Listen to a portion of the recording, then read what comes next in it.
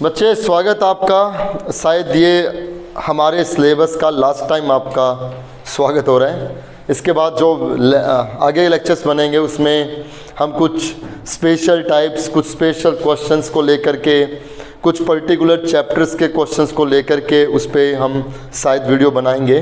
But अपने syllabus को लेकर के लास्ट टाइम आप सबका स्वागत है। तहे दिल से आपने बहुत अच्छा साथ दिया, बहुत अच्छे से आपने काम किया और कुछ बच्चों ने बहुत अच्छे से काम नहीं भी किया तो उनका भी स्वागत है। एटलीस्ट उन्होंने लेक्चर्स तो देखे थे, और जिन्होंने लेक्चर नहीं देखे उनका बहुत बहुत शुक्रिया। उन्होंने नेट पैक बचाया, अपना देश हित में उन्होंने काम किया। चलिए क्वेश्चन नंबर 5 और क्वेश्चन नंबर 6, लास्ट एक्सरसाइज हमारी चल रही थी प्रोबेबिलिटी डिस्ट्रीब्यूशन। कल हमने काफ़ी क्वेश्चन इस पे कर लिए थे। आज ऑलमोस्ट हम इस एक्सरसाइज को ऑलमोस्ट क्या पूरी कोशिश रहेगी इसको कंप्लीट करें। नहीं हो पाता तो फिर वक्त बताएगा।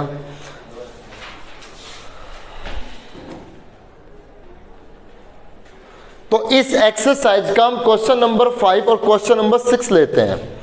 इन दो क्वेश्चन से मैं दोनों क्वेश्चन को साथ साथ चलाऊंगा और दोनों में डिफरेंस आपको बताऊंगा कि 5 और 6 में डिफरेंस क्या है। और इन दो क्वेश्चन से जो हम दो बातें सीखेंगे उनको अब आप आने वाले क्वेश्चंस में अप्लाई करने वाले हैं। तो सबसे पहले हम क्वेश्चन नंबर 5 की स्टेटमेंट पढ़ते हैं। क्वेश्चन नंबर 5 में कहा गया है 2 cards are drawn successfully with replacement from a well shuffled pack of 52 card. कह रहा है 2 पत्ते निकाले गए हैं सक्सेसफुली, मतलब वन आफ्टर द अदर। बताया था ना, सक्सेसफुली मतलब एक एक करके, साइमल्टेनियसली मतलब एक साथ। तो 52 कार्ड है, टोटल 52 पत्ते हैं। उन 52 पत्तों में से हमने 2 पत्ते निकाले एक एक करके, राइट। और वो कैसे निकाले?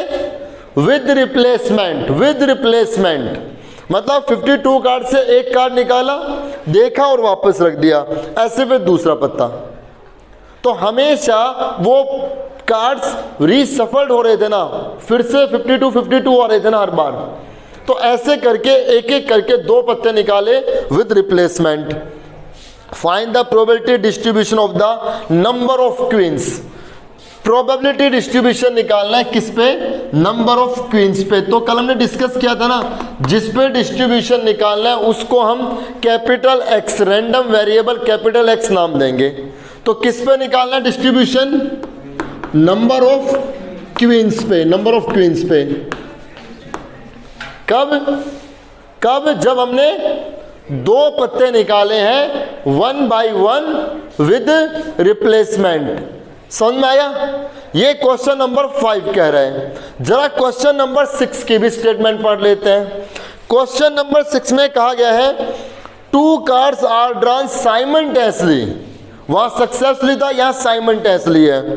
From A pack of 52 card without replacement. वहां विद रिप्लेसमेंट था, यहां विदाउट रिप्लेसमेंट है।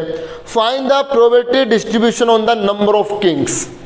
सेम इसमें भी वही बात है, लेकिन यहां पर जो कैपिटल एक्स है वो क्या है? नंबर ऑफ किंग्स है। और जो मोटा मोटा फर्क है वो है विद रिप्लेसमेंट और विदाउट रिप्लेसमेंट का।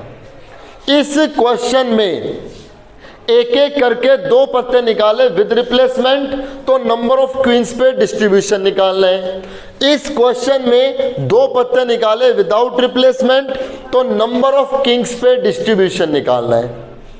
तो देखिए दोनों को आप कैसे सुलझाएंगे। जब भी कभी विद रिप्लेसमेंट आए, ये बात को दिमाग में रखना, जब भी कभी विद रिप्लेसमेंट आए तो हम प्रोबेबिलिटी ऑफ सक्सेस और प्रोबेबिलिटी ऑफ फेलियर के कंसेप्ट पे जाएंगे, जो हमने कल 1-2 क्वेश्चंस में अप्लाई किया था। क्या था ना लास्ट में जो 2-3 क्वेश्चन किए थे, सक्सेस फेल। पहले हम निकालेंगे probability of success.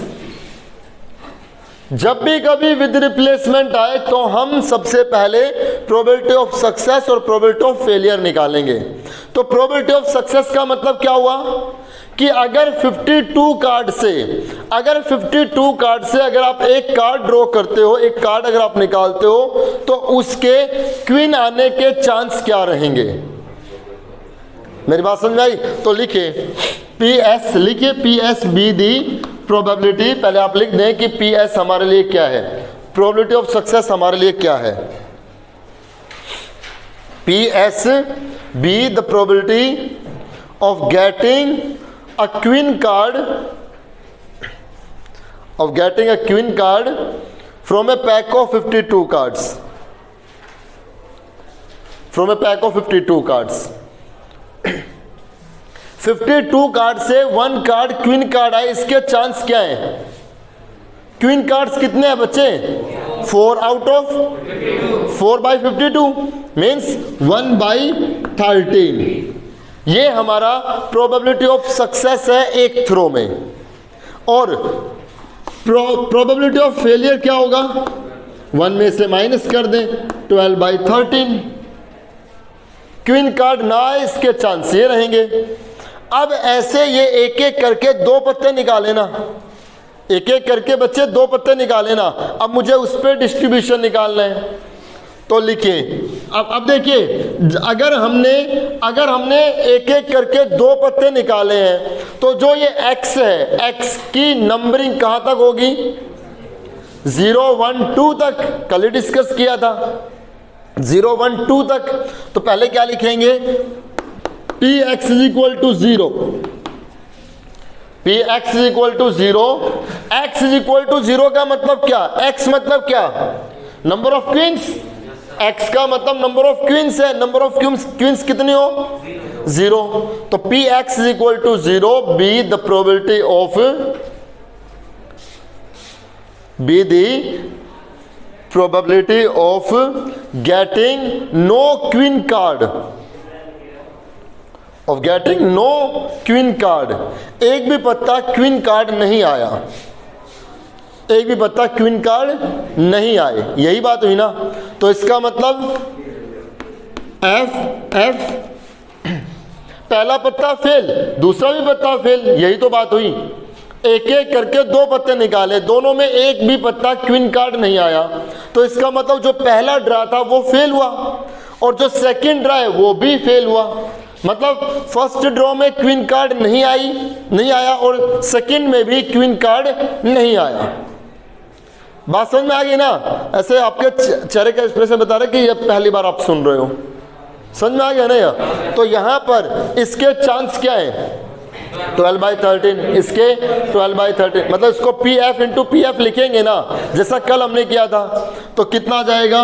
144 upon 169, 144 upon 169। ये इसके चांस आ गए कि दोनों कार्ड्स में से कोई भी क्वीन कार्ड ना आए, ना पहला पत्ता क्वीन कार्ड आया, ना दूसरा पत्ता क्वीन कार्ड आया। हो गया इतना। इसके बाद P X is equal to 1, P X is equal to 1 be the probability, P X is equal to 1 be the probability of getting 1 queen card,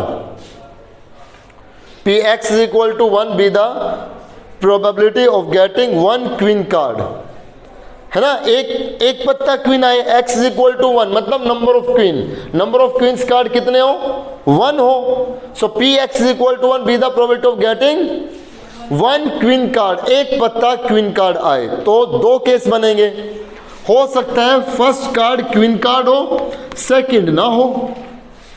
first आ गया क्वीन कार्ड, सेकंड नहीं आया, या फिर फर्स्ट नहीं आया, सेकंड आ गया।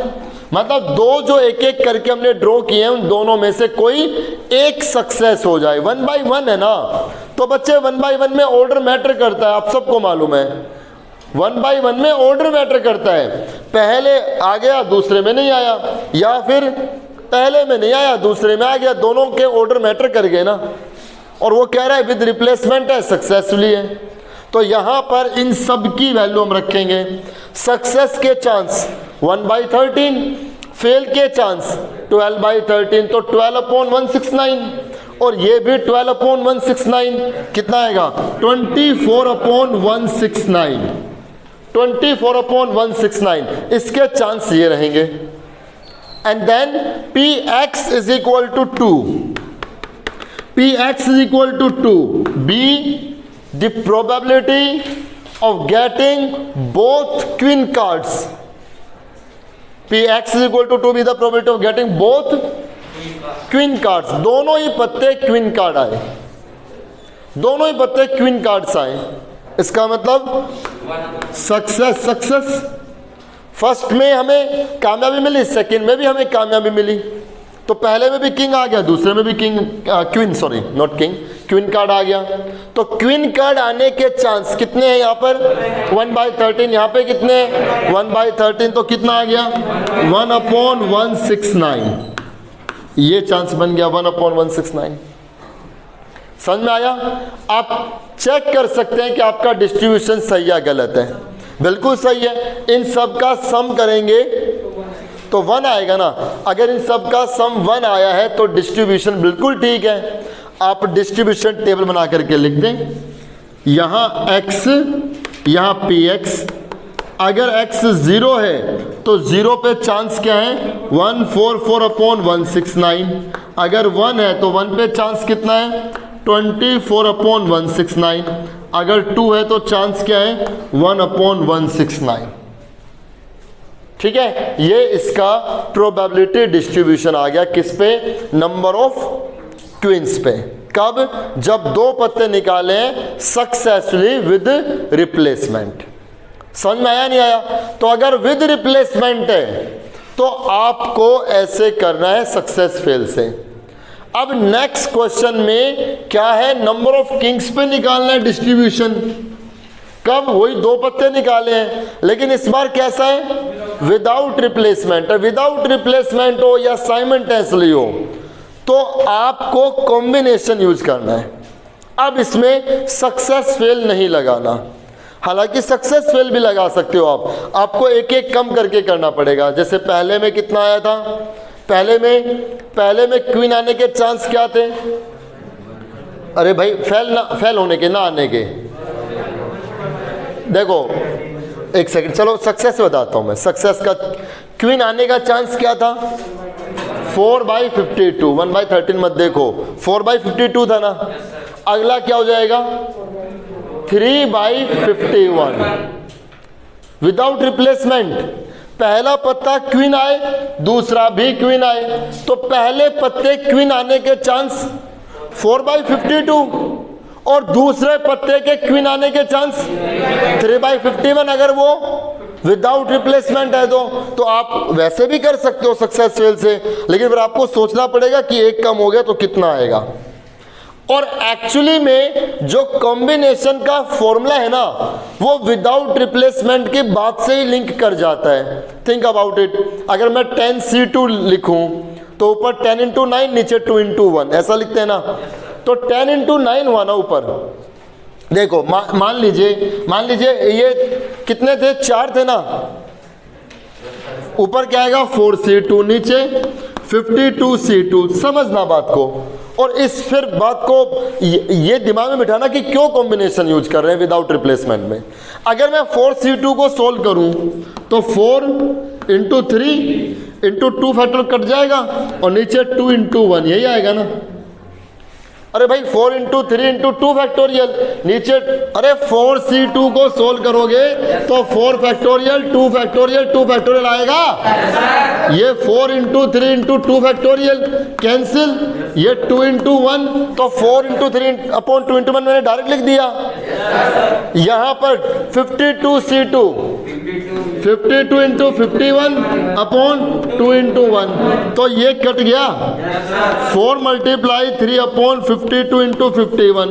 जरा समझना, मैं इसको 4/52 × 3/51 नहीं लिख सकता हूँ। ये विदाउट रिप्लेसमेंट की बात को बिल्कुल एग्री नहीं कर रहा है। अगर मैं इसको ऐसे करता तो पहले क्वीन आने के चांस 4/52, दूसरा पत्ता क्वीन आए इसके चांस 3/51, तो कॉम्बिनेशन के फॉर्मूले ने उसी बात की तरफ लिंक किया ना। तो इतना माथापच्ची करने की जरूरत नहीं, सीधा कॉम्बिनेशन का फॉर्मूला लगाएंगे, वो अपने आप उसी बात को कहलवाएगा। मेरी बात समझ में आई? तो जब भी कभी विदाउट रिप्लेसमेंट आए तो आपको ये सक्सेस फेल में पढ़ने की जरूरत नहीं है। आप सीधे सीधे कॉम्बिनेशन लगाओ और सीधे सीधे केस निकालो। राइट। तो इसमें विदाउट रिप्लेसमेंट है, तो डायरेक्ट लिखो, लिखिए P X is equal to 0, P X is equal to 0 be the probability, P X is equal to 0 be the probability of getting no king card, क्योंकि number of kings पे पूछा गया distribution, of getting no king card, एक भी पत्ता king card ना आए। तो इसका मतलब जो दो पत्ते निकाले हैं वो कितने में से आएंगे? आपने 52 कार्ड से 2 कार्ड निकाल लिए एक साथ, और उन दोनों में एक भी पत्ता किंग कार्ड नहीं है, तो इसका मतलब ये दोनों पत्ते कितने में से हैं? 48 में से। टोटल 52 कार्ड्स हैं, टोटल 52 कार्ड्स हैं, उनमें से 4 किंग्स हैं और 48 नॉन किंग्स जो किंग कार्ड नहीं है। ऐसा ही है ना। और आपने 2 पत्ते निकाले और दोनों पत्तों में एक भी पत्ता किंग कार्ड नहीं है। x इज इक्वल टू 0 मतलब नंबर ऑफ किंग्स कार्ड 0 है, तो इसका मतलब वो दोनों के दोनों पत्ते कितने में से आए हैं? वो 48 में से हैं दोनों पत्ते। तो क्या रहेगा? 48C2 कॉम्बिनेशन लगाना है। 48C2 मतलब 48 में से कोई भी 2 हो सकते हैं। मेरी बात समझ में आई? और नीचे क्या रहेगा? 52C2। और ये सोल्व आप कर सकते हो, बता रखा है कॉम्बिनेशन कैसे सोल्व करना है, कर लोगे। उसके बाद Px is equal to 1, Px is equal to 1, x is equal to 1 का मतलब कि नंबर ऑफ किंग्स 1 हो। So Px is equal to 1 be the probability of getting one king card, of getting one king card, एक पत्ता उनमें से king card आए। तो आपने 2 पत्ते निकाले, उन 2 पत्तों में एक पत्ता किंग होना चाहिए। तो किंग कार्ड्स कितने हमारे पास? 4। तो 4C1, 4 में से कोई एक किंग कार्ड हो गया, 4 में से कोई एक किंग कार्ड हो गया, बाकी एक पत्ता और भी आया है। हमने तो 2 पत्ते निकाले एक साथ, तो 4 में से कोई एक किंग हो गया और 48 में से कोई एक पत्ता और भी इसके साथ आया है। हमने 2 पत्ते निकाले, 2 पत्तों में एक पत्ता किंग कार्ड होना चाहिए, तो 4 में से कोई एक और 48 में से कोई एक, ऐसे 2 पत्ते हुए ना। और नीचे कितना आएगा? 52C2। ये सोल्व करना आप जानते हैं। 4C1 4 ही रहेगा, 48C1 48 ही रहेगा, और नीचे आप इसको 52C2 को सोल्व कर लेंगे। ये करना आता है ना आपको? इसके बाद Px is equal to 2, Px is equal to 2 be the probability of getting both king cards, दोनों ही पत्ते किंग कार्ड आए। तो कितना जाएगा? 4C2 upon 52C2, right. 4C2 upon 52C2 अभी बताया था मैंने इसका, तो बता करके बस इनको सोल्व कर लेना है। इसको सोल्व कर लो, इसको सोल्व कर लो, डिस्ट्रीब्यूशन टेबल बना कर लिख दो, ये डिस्ट्रीब्यूशन आ गया। समझ में आ गया? विद रिप्लेसमेंट है तो ये रूल अपनाओ, और विदाउट रिप्लेसमेंट तो डायरेक्ट चलो कॉम्बिनेशन अपनाओ। ये सीधी सी बात है। चलते हैं इनके आगे क्वेश्चंस में।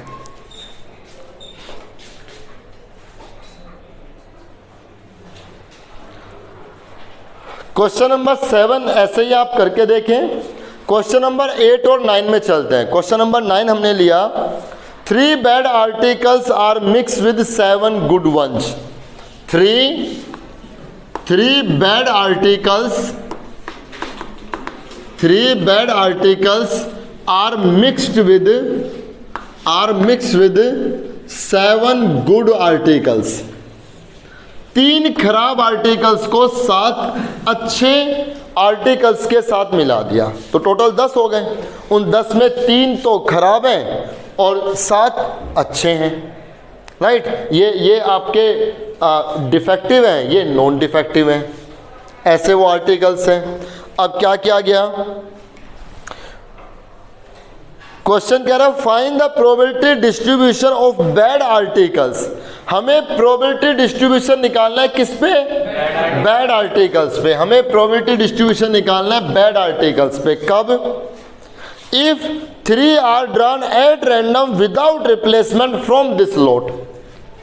जब इस लॉट में से, इस ढेर में से, ढेर कितने का है? 10 का ढेर है, ठीक है। इन 10 आर्टिकल्स का ढेर है। इन 10 आर्टिकल्स के ढेर में से हमने 3 आर्टिकल निकाले हैं, 3 आर्टिकल निकाले हैं। तो 10 में से टोटल 3 उठा लिए, और जो हमने 10 में से टोटल 3 आर्टिकल्स उठाए हैं ना, उन 3 आर्टिकल्स में बैड आर्टिकल्स पे डिस्ट्रीब्यूशन निकालना है।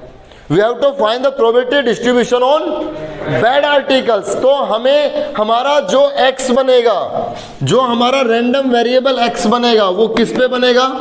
नंबर ऑफ बैड आर्टिकल्स पे, नंबर ऑफ बैड आर्टिकल्स पे बनेगा। तो नंबर ऑफ बैड आर्टिकल्स कितने कितने हो सकते हैं? 0, 1, 2, 3, क्योंकि टोटल 3 आर्टिकल उठाए हैं। तो टोटल 3 आर्टिकल अगर हमने सेलेक्ट किए हैं, तो उन टोटल 3 आर्टिकल में 0, 1, 2, 3 इतने तक की संभावना है बैड आर्टिकल्स होने की। अब बनाएं डिस्ट्रीब्यूशन। विदाउट रिप्लेसमेंट है ना, अगर विदाउट रिप्लेसमेंट है तो सीधी सीधी बात है, डायरेक्ट करना है, डायरेक्ट करना है, कॉम्बिनेशन का कंसेप्ट लगाना है। तो लिखिए Px is equal to 0, Px is equal to 0, be the probability, Px is equal to 0, be the probability of getting no bad article. Px is equal to 0, be the probability of getting no bad article, एक भी article खराब ना आए, no bad article। तो इसका मतलब जो 3 article आए वो कहां से आए हैं? गुड आर्टिकल से। मतलब 7c3 upon 10c3, 7c3 upon 10c3 solve कर सकते हो। 7c3 को सोल्व करोगे तो कितना आएगा? 7, 3, 4, इतना ही रहेगा ना। तो यहां पे कितना आएगा? 6, 5, 4 कैंसिल, ये 3, 2, 1, ये 6 भी कैंसिल। ऊपर तो आ गया 35, नीचे अब किसको सोल्व करेंगे? 10c3, कितना? 10 फैक्टोरियल, 3 फैक्टोरियल और 10 माइनस 3 7 फैक्टोरियल। 1 कम करेंगे 9, 1 कम करेंगे 8, 1 कम करेंगे 7 कैंसिल, और ये हो जाएगा 3, 2, 1, ये आ गया 3, ये आ गया 4, 120। इतना ही रहने दो, अपॉन 120 रहने दो, कैंसिल मत करो। फटाफट सोल्व करके लिख दें आप, कोई ऐसा दिक्कत नहीं है कि कॉम्बिनेशन सोल्व करने में ज़्यादा दिक्कत है। इतना आ गया। अब Px is equal to 1, Px is equal to 1, be the probability of getting 1 bad article, 1 bad article, एक आर्टिकल उसमें से खराब हो। तो एक आर्टिकल अगर खराब होगा तो इसका मतलब 3c1 into 7c2 upon 7c2 ही आएगा। इसमें से 2 आएंगे अच्छे, इसमें से 1 खराब आएगा, तब टोटल 3 हो गए। इसको आप सोल्व कर लें। 3c1 3 रहेगा, ये 21 आएगा, और नीचे ये तो भी देखा था 120 आया था, तो ये आ गया 63 अपॉन 120 हो गया। उसके बाद Px is equal to 2, be the probability of getting 2 bad articles. जो 3 आर्टिकल हमने निकाले उनमें से 2 आर्टिकल खराब हो, तो 3c2 multiply 7c1 upon 10c3, 3c2 3 ही रहेगा, ये 7 ही रहेगा, तो 21 upon 120। Px is equal to 3, be the probability of getting 3 bad articles। सारे आर्टिकल्स खराब हो तो कितना? 3/10C3 ऊपर आ जाएगा 1, नीचे आ जाएगा 120। बस इतना ही आएगा। सबका सम करके देख लो, 1 ही आ रहा होगा। तो डिस्ट्रीब्यूशन ठीक है आपका। और अब आप वो टेबल बना करके डिस्ट्रीब्यूशन लिख दीजिए। ठीक है, अब मुझे नहीं लगता आपको कोई क्वेश्चन में प्रॉब्लम आएगी। 10th क्वेश्चन आप इजीली ऐसे कर सकते हैं। 11 देखिए, 11 बिल्कुल इसके जैसा। A box contain 13 bulbs out of which 5 bulbs are defective. तो 13 में से 5 डिफेक्टिव हो गए, 8 आपके नॉन डिफेक्टिव हैं। क्या बताना है इसमें? अब इसमें कहा गया है 3 bulbs are drawn 1 by 1 from the lot without replacement. भाई विदाउट रिप्लेसमेंट तो यही लगेगा ना जो भी हम करके आए हैं। और किस पे निकालना है ये? Find the probability distribution on the number of defective bulbs. कर देंगे इसी की तरह। सारे क्वेश्चन ऐसे ही हैं। 12 और 13 तो कल हमने कर ही लिया था, है ना। आप आगे चलते हैं 14, 15, 16 में चलते। सारे क्वेश्चन एक जैसे हैं। 15, 16 तो बिल्कुल एक जैसे हैं और 14, 15, 16 के जैसा ही होगा। तो चलते हैं क्वेश्चन नंबर 15 और 16 में। 15 क्वेश्चन लेते हैं हम।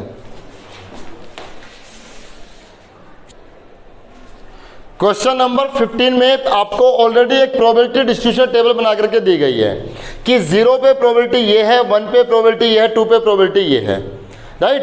तो सबसे पहले इसके फर्स्ट पार्ट में कह रहे हैं कि इससे k की वैल्यू निकालिए कि k की वैल्यू क्या होगी। फर्स्ट पार्ट में हमें क्या निकालना है कि k कितना होगा, इस k की वैल्यू निकालनी है। आप जरा समझिए, अगर ये प्रोबेबिलिटी डिस्ट्रीब्यूशन की टेबल है तो प्रोबेबिलिटी में जितने भी केसेस पे इनकी प्रोबेबिलिटी आ रही है इन सब का सम 1 होगा ना। मतलब Px is equal to 0, Px is equal to 1, Px is equal to 2। इन सभी केसेस पे जो प्रोबेबिलिटी बन रही है इन सब का सम 1 होना चाहिए। तो 0 पे प्रोबेबिलिटी कितनी है? 3k क्यूब प्लस 1 पे कितना है? 4k minus 10k square. 2 पे कितना है? 5k minus 1 is equal to 1। इन सब की प्रोबेबिलिटी का सम 1 आना चाहिए ना। एक इक्वेशन बन गई 3k cube minus 10k square plus 9k minus 2 is equal to 0। ये एक क्यूबिक इक्वेशन बन गई। अब हम इस क्यूबिक इक्वेशन को सोल्व करके k की वैल्यू निकालेंगे। इसको सोल्व करने के लिए बता रखा आपको, पहले ट्रायल एंड एरर मेथड लगाएं। आप अपनी तरफ से k की जगह कुछ ऐसा पुट करेंगे जिससे ये सेटिस्फाइड हो जाए। ऐसा हमने बहुत बार किया हुआ है क्यूबिक इक्वेशन को सोल्व करना। तो अपनी तरफ से अगर हम k की जगह 0 रखें, k की जगह 0 रखने पर ये 0 हो गया, लेकिन -2 0 नहीं होगा, है कि नहीं। k की जगह 1 रख करके देखते हैं। If k is equal to 1, k की जगह 1 रखेंगे कितना आएगा? 3 माइनस 10 प्लस 9 माइनस 2, ये 12 माइनस 12 आ गया 0। इसका मतलब इसका एक जीरो कौन है? 1। k इज इक्वल टू 1 इसका एक रूट है ना। तो k माइनस 1 इसका एक फैक्टर है। इसका एक फैक्टर कौन है? k minus 1। तो दूसरा फैक्टर कैसे निकलेगा? अरे इस कंप्लीट को इससे डिवाइड करो, इस कंप्लीट को इससे डिवाइड करो, जो क्वोशंट आएगा वो इसका दूसरा फैक्टर आ गया। ये छोटी क्लासेस का मेथड है। एक आपको मैंने एडवांस मेथड बता रखा है, सिंथेटिक डिवीजन। सिंथेटिक डिवीजन से भी सोल्व कर सकते हैं। कैसे? बार बार आप भूल जाते हो। सिंथेटिक डिवीजन क्या? ये जो जिस इक्वेशन को हम सोल्व कर रहे हैं इसके सभी कोफिशिएंट्स लिख दें। k क्यूब का कोफिशिएंट 3, फिर k स्क्वायर का कोफिशिएंट, k का कोफिशिएंट और कांस्टेंट -2। इतना हो गया। ये किससे 0 बन रहा था? 1 से। तो 1 को हमने यहां लिख दिया। अब फर्स्ट एंट्री कौन है? ये एज इट इज। जिससे 0 बना उसको यहां लिखो, इसके सारे कोएफिशिएंट यहां लिखो। अगर बीच में कोई मिस होता तो उसके जगह 0 लिखा जाता। मान लीजिए ये k स्क्वायर की टर्म नहीं है, k स्क्वायर की टर्म नहीं है, सीधा k आ गया, तो उसकी जगह 0 लिखते। ठीक है, जिससे 0 बन रहा वो यहां लिख दिया। फर्स्ट एंट्री यूं की यूं, इन दोनों को मल्टीप्लाई करो 3, उसको आगे शिफ्ट कर दो, उसको आगे शिफ्ट कर दो। अब इन दोनों को ऐड करो -7, जो आया इसकी से मल्टीप्लाई आगे शिफ्ट कर दो। इनको ऐड करो 2, जो आया इसको इससे मल्टीप्लाई इनको ऐड कर दो, लास्ट हमेशा 0 आएगा। अब ये 3 लिखो, लिख दिया। जो ये इक्वेशन जितनी हाईएस्ट पावर से थी ना, एक पावर कम करके लिख दो। ये k क्यूब से थी ना, तो यहाँ क्या आएगा k स्क्वायर, एक पावर कम। और यहाँ पर -7k + 2, तो दूसरा फैक्टर ये आ गया। मतलब ये जो इक्वेशन है ना, ये एक फैक्टर तो कौन है k-1, दूसरा फैक्टर ये, इन दोनों की मल्टीप्लाई होकर क्या आएगी, ये इज इक्वल टू 0। तो k-1 0, यहाँ से k की वैल्यू 1 आ गई जो पहले निकाल ली थी। इसके फैक्टर बना ले, 3k² - 7k + 2 = 0। मल्टीप्लाई करें तो 6 आए और ऐड करें तो -7 आए, -6 और -1, 3k² - 6k - k + 2 = 0। इन दोनों से 3k कॉमन, k - 2, इन दोनों से -1 कॉमन, k - 2 = 0। एक तो आ गया k - 2, एक आ गया 3k - 1 = 0। k की वैल्यू तो 1 आ गई, यहाँ से k की वैल्यू 2 आएगी, यहाँ से k की वैल्यू 1/3 आएगी। इन दोनों ही वैल्यू को मैंने नेगलेक्ट कर दिया। k की वैल्यू 1 भी नहीं हो सकती, k की वैल्यू 2 भी नहीं हो सकती, क्योंकि किसी भी इवेंट की प्रोबेबिलिटी 1 से ज़्यादा हो ही नहीं सकती। अब आप देखो 1 तो हो सकती है, लेकिन k अगर 1 हुआ तो प्रोबेबिलिटी यहाँ पे 3 बनेगी। 1 का क्यूब 1, 3, तो 0 पे प्रोबेबिलिटी 3 आ गई, हो ही नहीं सकती। प्रोबेबिलिटी मिनिमम क्या हो सकती है 0, और मैक्सिमम क्या हो सकती है 0 और 1 के बीच में, 0 और 1 हो सकते हैं। लेकिन यहाँ पे अगर k 1 हो गया तो प्रोबेबिलिटी बहुत बढ़ी जाएगी। तो k की वैल्यू क्या आ गई 1/3, ये k की वैल्यू ली जाएगी। समझ में आया कि नहीं आया? k की वैल्यू कैसे निकाली, समझ में आया? ठीक है। अब दूसरा केस देखिए, सेकंड केस में क्या कह रहे हैं कि प्रोबेबिलिटी निकालिए। सेकंड केस में प्रोबेबिलिटी निकालिए when x is less than 2। इस कंडीशन पे 2 से लेस देन वाले पे प्रोबेबिलिटी निकालनी है। तो 2 से लेस देन का केस कौन है, 0 भी है 1 भी है। मतलब हम 0 पे प्रोबेबिलिटी निकालेंगे और उसमें प्लस कर देंगे 1 की प्रोबेबिलिटी निकाल करके। 0 पे प्रोबेबिलिटी कितनी है 3k³, 1 पे प्रोबेबिलिटी कितनी है 4k - 10k²। अब इसमें k की जगह 1/3 रख करके सोल्व कर लो। बताइए, तो 2 से कम की प्रोबेबिलिटी आ गई। 2 से कम 0 का केस है, 1 का केस है। अरे ये रख करके इसमें k की वैल्यू रखनी है। इसके थर्ड पार्ट में क्या कह रहे हैं, प्रोबेबिलिटी निकालिए 1 less than x less than equal to 2। Probability निकालिए जब x 1 और 2 के बीच में और 2 के इक्वल भी है। तो 1 और 2 के बीच में तो कुछ नहीं है, 2 के इक्वल जरूर है। तो 2 के इक्वल पे प्रोबेबिलिटी क्या है 5k - 1, k की जगह 1/3 रख दो। 5/3 - 1 कितना आ गया 2/3। समझ में आ गया? ऐसे ही क्वेश्चन नंबर 15 है, ऐसे क्वेश्चन नंबर 14 है, उसमें डिस्ट्रीब्यूशन टेबल खुद बनानी है। 14 में आ गया समझ? लास्ट क्वेश्चन लेते हैं, क्वेश्चन नंबर 17 या 16। क्वेश्चन नंबर 17 है इस चैप्टर का बच्चों, लास्ट क्वेश्चन। ये कह रहा है कि ये जो एक फंक्शन टाइप में बनाया गया है ना, ये कह रहा है ये प्रोबेबिलिटी है किसी स्कूल वर्किंग टाइम में कोई स्पेसिफिक डे पे कोई स्टूडेंट कितने घंटे पढ़ा उसके चांस दिए गए हैं। जैसे वो 0 घंटे पढ़ा उस दिन, जो भी पर्टिकुलर डे सेलेक्ट किया गया, वो 0 घंटे पढ़ा, इसके चांस 0.1 थे। वो 1 घंटे पढ़ा, x = 1, ये आवर्स को रिप्रेजेंट कर रहा है, पूरे क्वेश्चन में लिखी गई बात आप पढ़ के देखेंगे। x = 1, वो 1 घंटे पढ़ा, इसके चांस क्या है kx, x की जगह 1 रखेंगे तो k चांस है। 2 घंटे पढ़ा तो 2k, 3 घंटे पढ़ा तो 5 - 3 2k, 4 घंटे पढ़ा 5 - 4k, और अदरवाइज 0 है।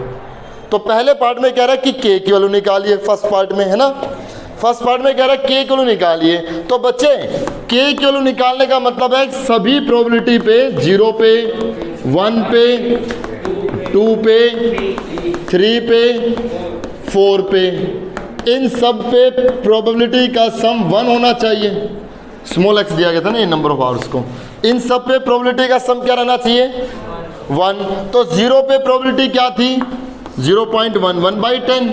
1 पे प्रोबेबिलिटी कितनी है k, 2 पे प्रोबेबिलिटी कितनी है 2k, 3 पे प्रोबेबिलिटी कितनी है 2k, 4 पे प्रोबेबिलिटी कितनी है k, अदरवाइज 0 है, इज इक्वल टू 1। इन सब का सम कितना आ गया 6k इज इक्वल टू 1, और ये यहाँ करके 1/10, तो 6k is equal to 9/10।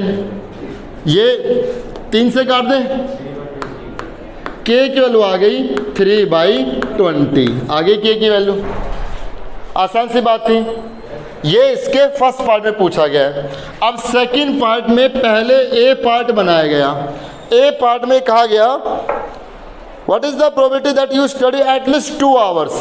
Probability बताओ वो कम से कम 2 घंटे पढ़े हैं, एट लीस्ट 2 आवर्स। तो कम से कम 2 घंटे पढ़ने का मतलब 2 भी हो सकते हैं, ज़्यादा भी हो सकते हैं।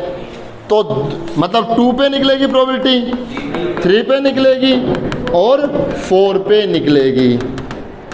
तो 2 पे प्रोबेबिलिटी कितनी है 2k, 3 पे प्रोबेबिलिटी कितनी है 3k, I am sorry 2k। अरे भाई 3 के लिए यहाँ रखना पड़ेगा ना, और 4 पे k कितना आ गया 5k, k की जगह वैल्यू रख देंगे 3/20, ये कैंसिल, कितना आ गया 3/4। और लास्ट पार्ट में कह रहा है if you study at most 2 hours, ज़्यादा से ज़्यादा 2 घंटे। तो ज़्यादा से ज़्यादा 2 घंटे का मतलब 2 से ज़्यादा नहीं, 2 या 2 से कम। तो 2 हो सकता है, 1 हो सकता है, या फिर 0 हो सकता है। ये रख करके आप वैल्यू निकाल दें, ठीक है। तो इस क्वेश्चन के साथ ही बच्चों हमारा सिलेबस कंप्लीट हो गया है, हमने फतेह हासिल कर ली है इस सेशन में। कोरोना के चलते काफ़ी अलग अलग समय से ये हमारा सिलेबस गुजरा। एक समय ऐसा था जब आपकी क्लास स्टार्टिंग में आई थी, तो वहाँ पर हमने स्टार्टिंग में सिलेबस कंप्लीट किया था एक नई ऊर्जा के साथ, है ना। अचानक फिर 1 महीने बाद ऐसा लगा कि शायद 1 सप्ताह या 10 दिन बाद ही स्कूल खुल जाएंगे, और वो धीरे धीरे कितने 6 महीने लगभग इतना टाइम निकल गया। उसमें एक अलग तरीके से, मतलब ये जो हमें एक कैमरा मिला, जो ये सब कुछ मिला, ये कोरोना की देन है। तो पॉजिटिवली अच्छा काम हुआ, आप सबके सामने सारे लेक्चर पहुंच गए हैं। तो आप सबका बच्चों फिर से शुक्रिया, आप सब ने जिसने भी बड़ी ईमानदारी से काम किया। और बहुत से बच्चे ऐसे भी हैं जिनको हमने देखा भी नहीं है, वो भी ऐसे लेक्चर्स देख करके पढ़ रहे हैं। उनके बीच में जो मैसेज आते हैं, मैं उनसे फेस टू फेस पर्सनली अभी मिला नहीं हूँ, बट उनके जो मैसेज आते हैं, जो बताते हैं, और वो डाउट्स भी उनके आ जाते हैं व्हाट्सएप पे, तो उनका बहुत बहुत शुक्रिया। वो बच्चे आमने सामने नहीं है, फिर भी वो सारा काम कर रहे हैं। तो बच्चों आप सबको भी बहुत बहुत शुक्रिया। देखो आपको ज़्यादा शुक्रिया, इनको तो सामने है, पर उन सबको शुक्रिया जो देखे नहीं है पर फिर भी काम कर रहे हैं। तो मिलते हैं, अब कब मिलेंगे ये पता नहीं।